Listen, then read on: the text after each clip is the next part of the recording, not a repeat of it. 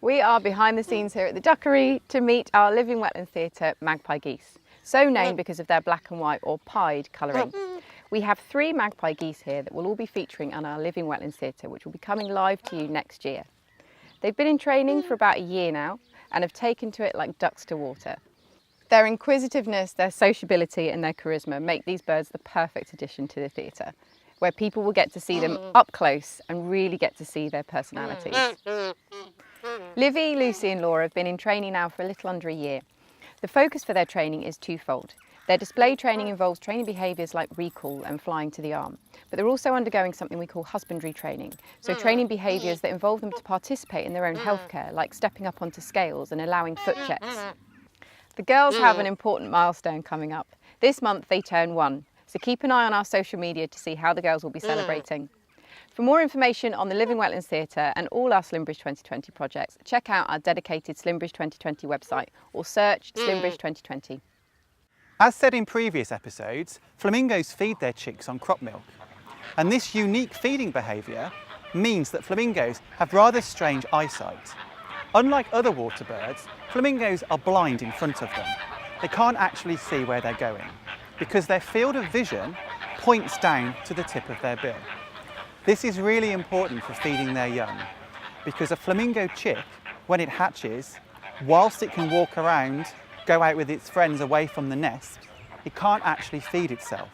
So it's totally reliant on its parents until its own filtering mechanism develops at between 10 and 12 weeks of age.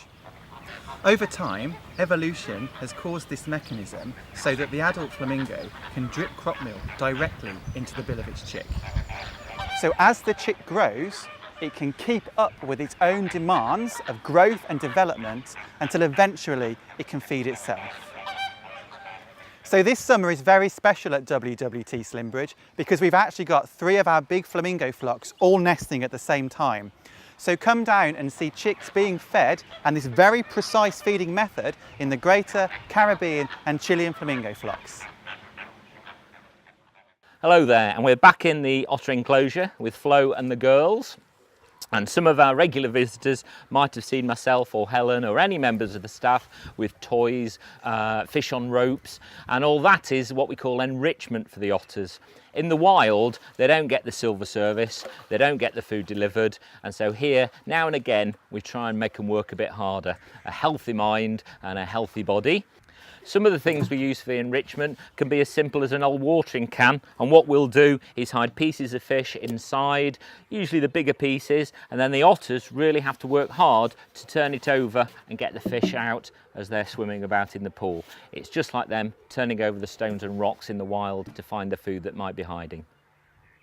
And you can see the otters every day at 11:30 and 3 o'clock where we come and do a commentated feed for you and tell you a bit about the family life. But as we use the enrichment through the summer, that means the otters could be around and active at any time during the day.